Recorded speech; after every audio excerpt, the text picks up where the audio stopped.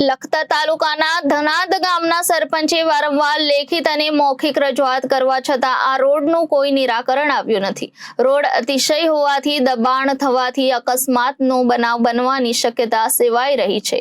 લખતર તાલુકાના ધનાદ ગામ અને ગંજેડા ગામને જોડતો રોડ છેલ્લા ઘણા સમયથી અતિ બિસ્માર હાલતમાં થવાને કારણે ત્યાં ચાલતી સ્કૂલ બસને પણ જવું અઘરું પડી રહ્યું છે। ત્યારે ધનાદ ગામના સરપંચ ગોહિલ શીતલબેન ભરતભાઈ દ્વારા કલેક્ટર મામલતદારને રજૂઆત કરવામાં આવી હતી। તેમજ રજૂઆતમાં ધનાદ અને ગંજેડા ગામનો રોડ બે તાલુકાને જોડતો રોડ છે અને આ રોડ ઉપર ખેડૂતો તેમજ અન્ય દ્વારા ખૂબ મોટું દબાણ કરેલ હોય અને રોડ સાંકડો થઈ જતો હોય જેના કારણે અકસ્માતનો ભય ગ્રામજનોને સેવાઈ રહ્યો છે।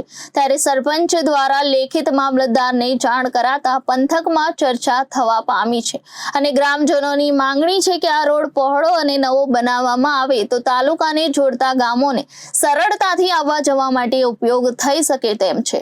Bureau report Janadesh news Surendranagar.